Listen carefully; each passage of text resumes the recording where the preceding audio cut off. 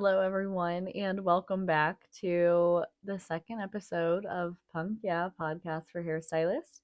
I am obviously your host, Elizabeth, and today I have a topic that I think has been overdone, but everyone has such a different take on it. I'm like, let's just shoot our shot, okay? So, we're going to be going over tips for new hairstylists. And I feel like, again, this topic there's about a million things you could tell someone who just graduated, right? But having some kind of insight on because I've dabbled in so many different areas in the beauty industry, I feel like there's a ton of things I just think that you should know getting out the gate. So let's go ahead and start. Tip number one. It sounds dumb. I wrote it down. I wrote it down, and now I'm looking at it, and I'm like, I'm gonna break it down. I said, don't be scared. And that's very vague. That is a vague statement. So, what I mean by that is, let's say, like in the beginning, right, you get a new client and they're sitting in your chair and you're just thinking to yourself, all right, we're going to do a consultation. It's going to go great. They're going to love their look. And then you get to the blow dry and realize you never asked them anything about bangs or face framing. And old me would be like, oh, they're gonna think I'm a terrible hairstylist if I bring that up. So I'm just gonna avoid it and not talk about it and act like everything was fine. Even though I had rethought about it, I was thinking about it so deep that I just would stop and not ask them about it. And then today, if I got to that part of someone's haircut and for some reason I forgot. Now, mind you, I do such a thorough consultation now, and it's like the same for every single guest that I couldn't tell you the last time I've forgotten to ask about face framing or bangs, honestly.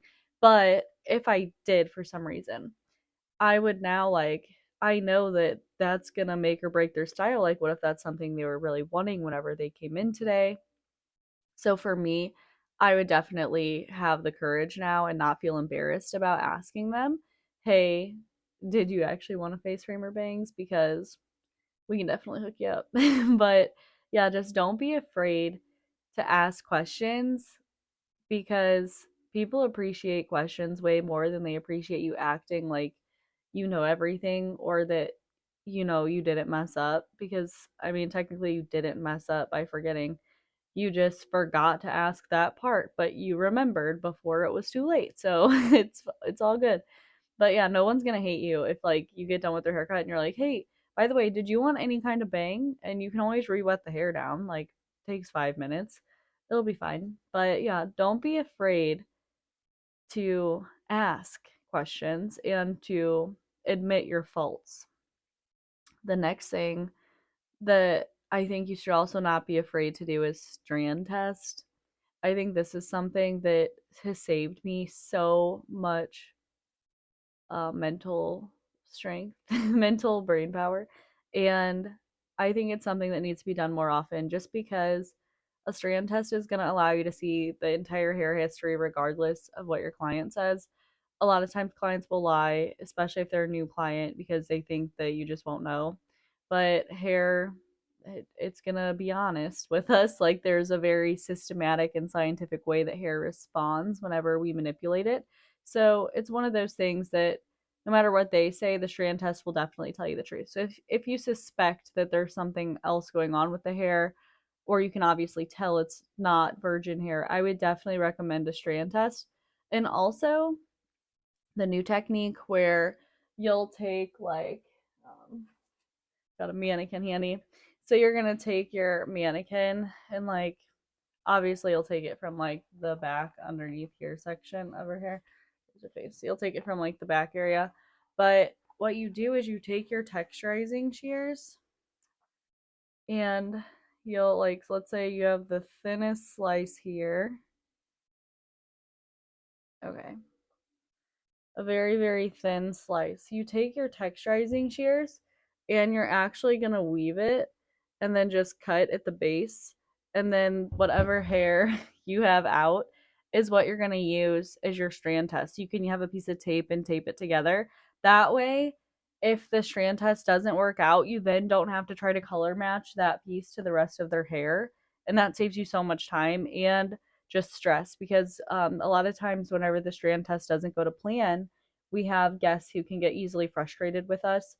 And just to just completely avoid that end of the that whole issue, you can just literally cut that piece out of the hair. Obviously, if they have very thin hair, you do not want to do that.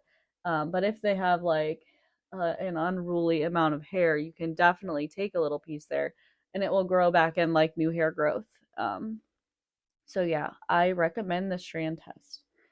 And don't be afraid to tell them that you're going to do a strand test because why waste 9 hours of your life on something that's going to lift half a level and have excessive damage? Like that's something that you have to outweigh yourself. And as a professional and as you get further into your career, you'll be able to gauge what is considered worth it and not. Just because you don't want to compromise your client's hair anytime that you have the opportunity to save them from that, they will be forever grateful and more of a loyal client to you. So they will appreciate that so much more than you just being like, I can do it, because that's not good. And if we're gonna be honest here, I could share a small story I have about a time that I should have done a strand test and I did not. And it was just, it was like a nightmare at the time. But I really grew from that moment, actually. And from that moment, I realized that even though you asked all the questions and you really believed something was truthful, there can always be something else on the hair that maybe they didn't know or you didn't know. So I had a guest come in, wanted a transformation from a black box color up to a copper. I was thinking, I had been doing hair for I think 6 months at the time. And I was like, we can for sure do that. And I said I was very confident because I had been doing so many major transformations and everything was going to plan. Like I was very confident in my ability. Well, she comes in and we put the foils in. And mind you, I didn't do back to back slices or anything. I just open air painted it, put one foil underneath and one on top, and just like smash it together because that's what I did. And then I walked away to the shampoo bowl to clean out all my bowls, or like the sink, cleaned out all my color bowls. When I went back, when I tell you this hair, the foil was so hot and it swelled like literally from like this to this. It was so swollen.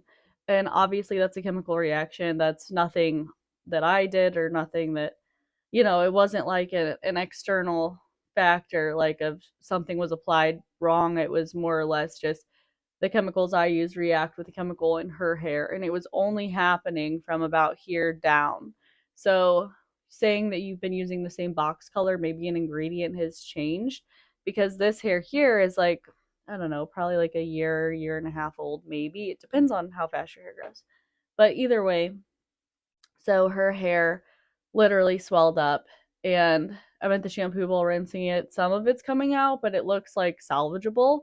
And mind you, she didn't want a haircut at all. And her hair was down to like, I don't know, here ish. And she didn't want anything cut off, which was already like she needed a haircut.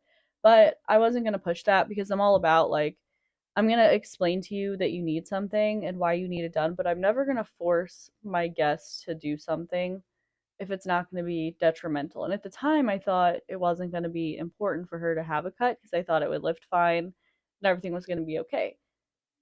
Obviously, it wasn't. And so, anyway, hair came out.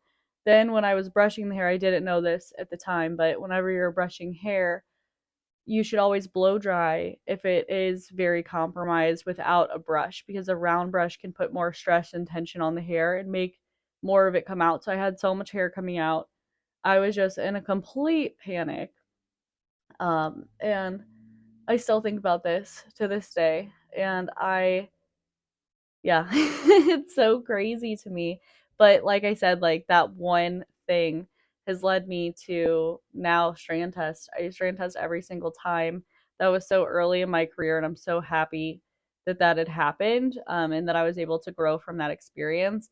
there was definitely a 2 week period there where I was like, I'm just gonna quit doing hair. My reputation's gonna be ruined. Everyone's gonna think I just fry people's hair off.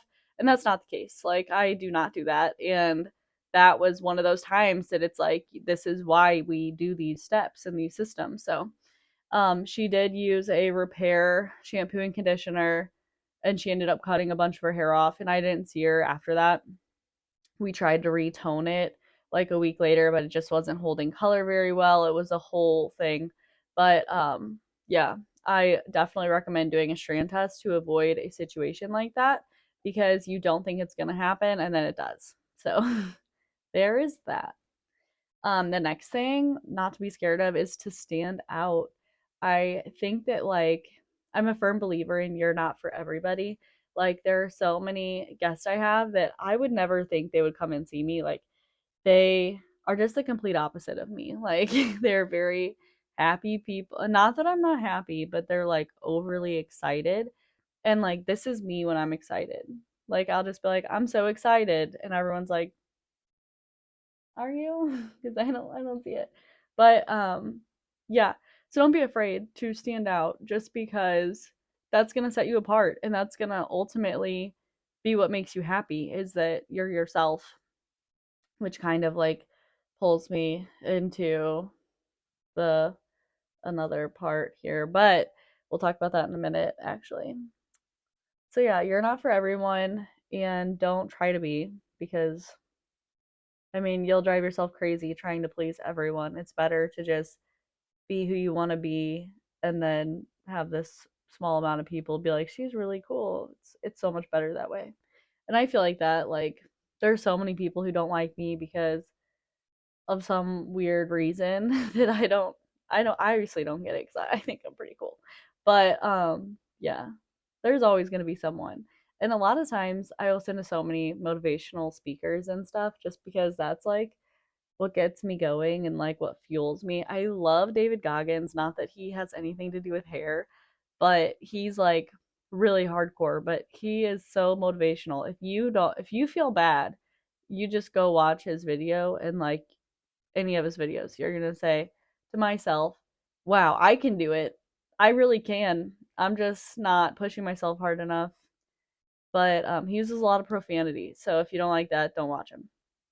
Um, it is funny though, because at the end of the day, it's up to you to like be yourself and not be scared. And another thing is, like, you shouldn't live your life in fear. So why not just stand out and be yourself?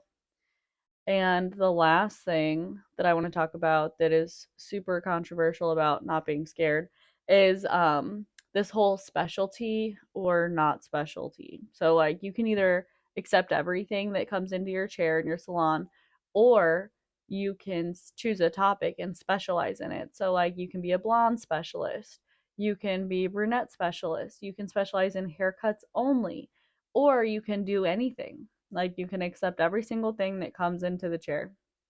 Now, from my point of view, I once did accept everything that came into the salon.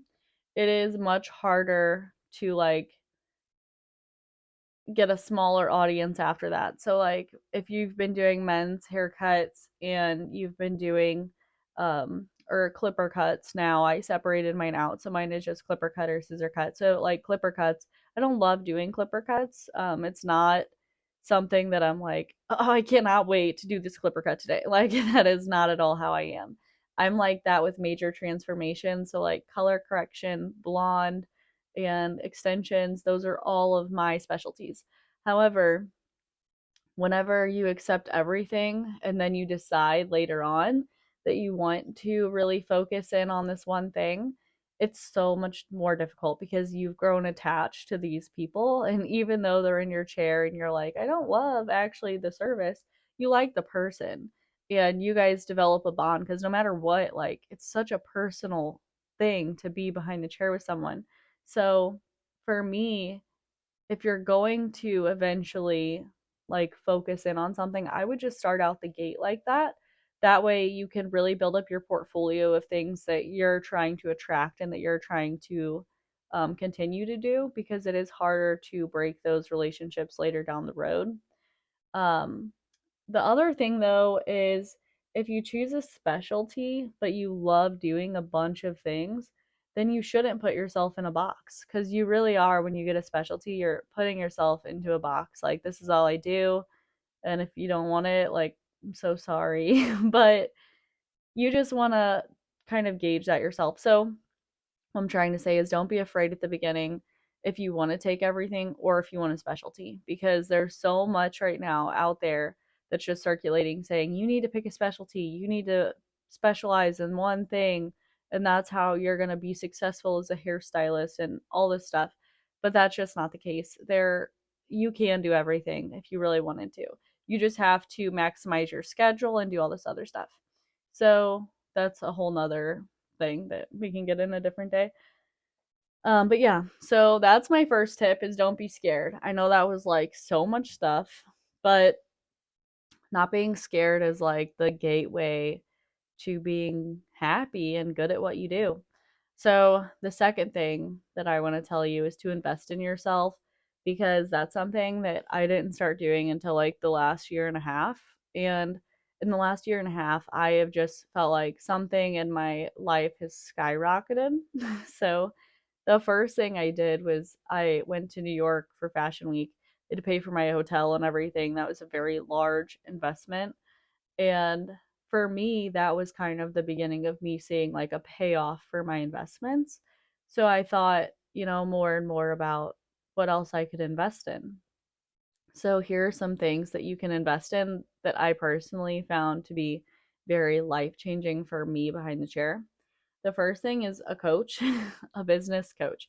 So, not like a class you pay for and that you just learn business. This is like a person that you can rely on and kind of bounce ideas off of. I love my coach. I feel like without my coach, these last 6 months, I probably would have just leveled off again and not had a ton of growth, which is, I'm all about growth. I have a very growth, like mindset. I have a growth mindset, you should say. And I think that I work so well with my coach because she balances me. She's like, here's a system, put this in place, and this should happen. And I just do it. I don't ask questions. I'm not like, well, why would I do that? I just execute it. And then if it works, it works.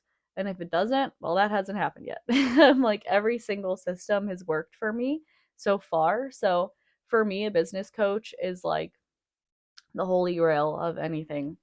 The second thing is going to be like some continuing education. So, continuing education out of cosmetology school, like, you don't really learn a ton of things and you don't know resources. Your Instagram is probably full of like hair photos and like before and afters. You're not really getting targeted towards that education yet because you're not searching it. So the more you search for education, the more you're going to find it. But a few programs that I found super helpful. One was the Masters of Balayage program.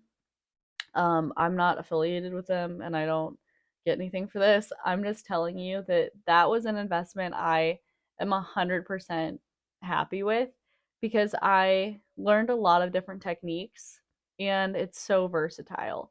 It's a very comprehensive program for the price. And I've taken some courses that I felt like was not to par. I took a social media course by someone and I feel like I didn't learn anything that I hadn't already known. So for me, spending a little bit more is always worth it because those less expensive courses, for me personally, I've not seen a return on, or I just have not felt like it was worth the price. So Masters of Balayage was a great one for me, especially because I am a blonding specialist and an extension specialist. That brings me to my other one is gonna be hair extensions. I am so happy that I'm certified in hair extensions because being certified, you have a platform. Like you can have there's these groups for people who are certified that you can be in and ask questions. They give you pricing information and all of these different tools that's really going to set you up for success, and they help you figure out different ways to like market it kind of.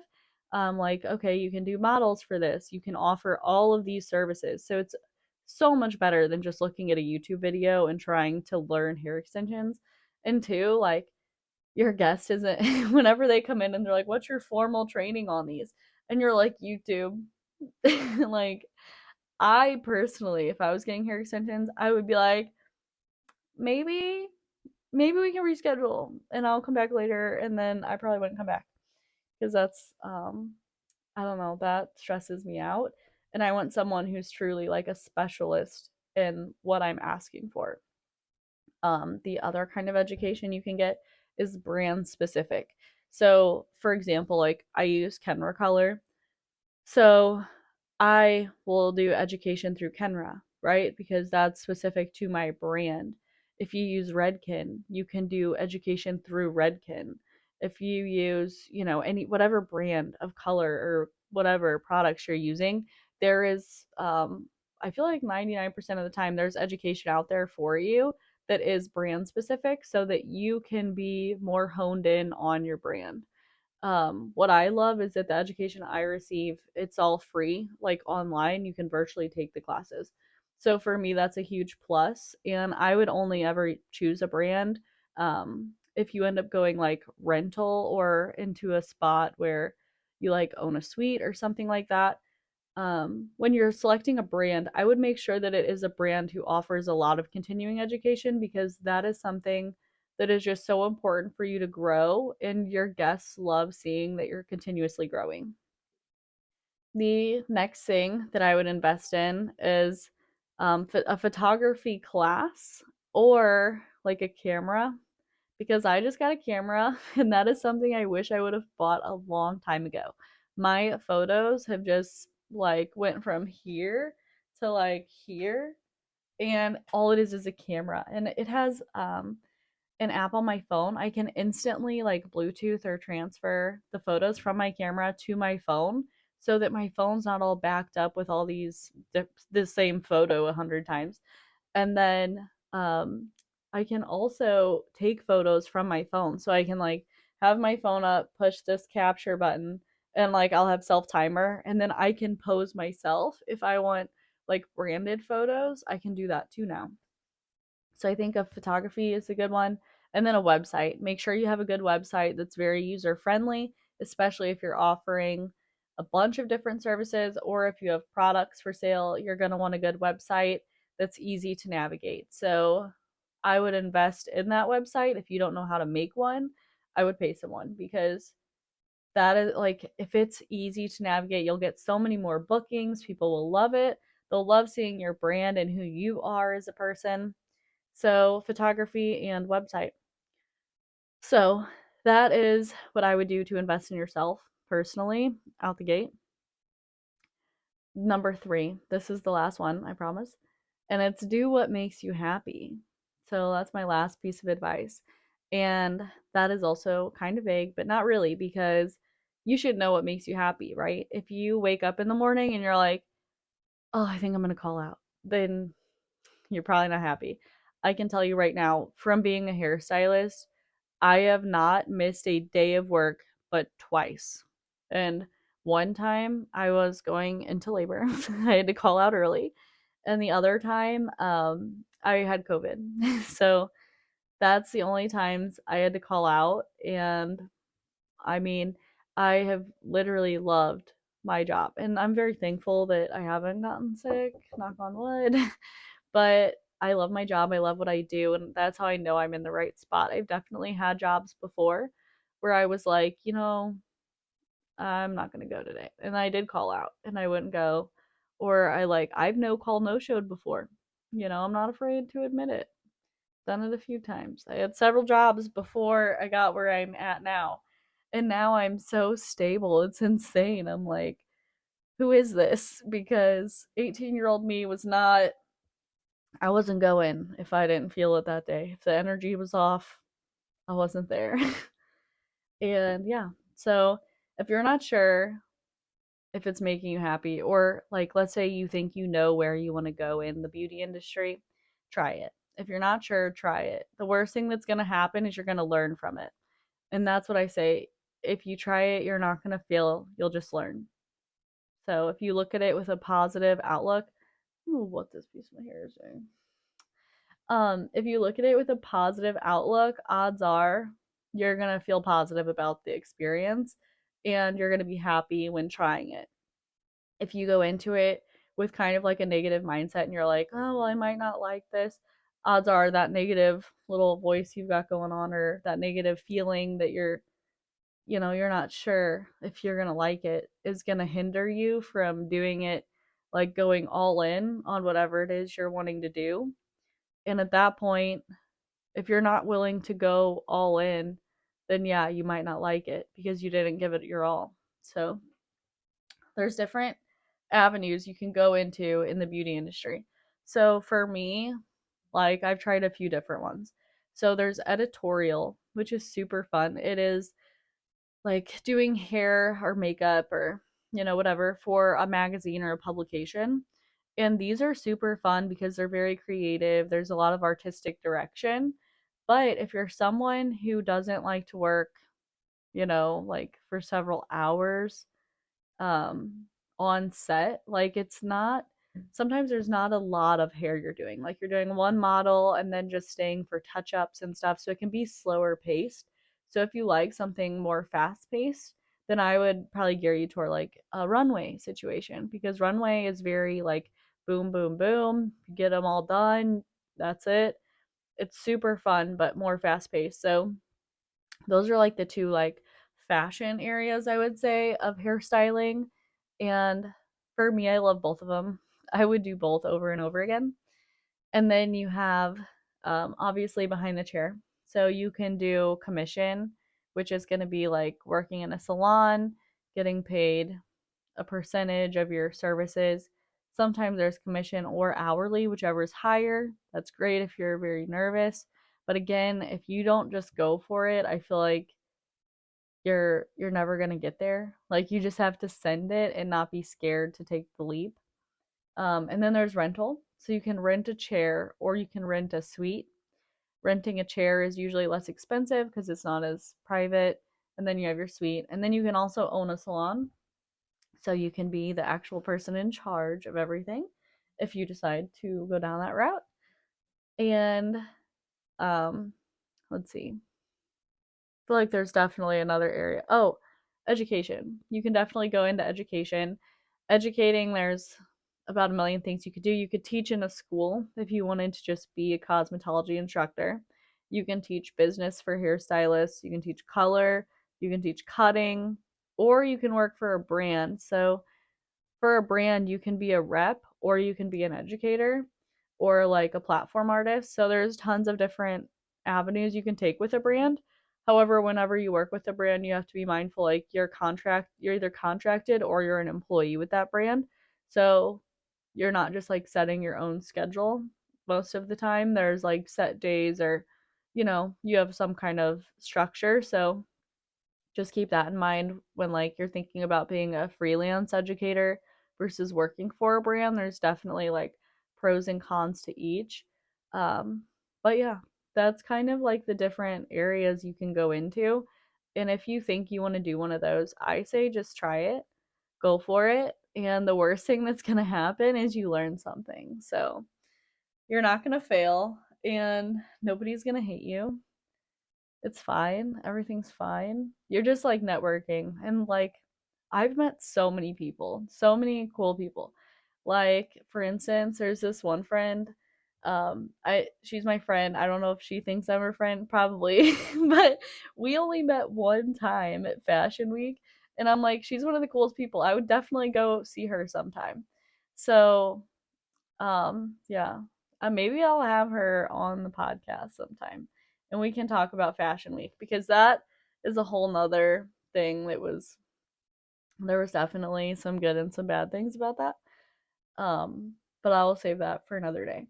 So if you're a new hairstylist, and I hope you made it through this entire ramble, um, I hope that you're not scared.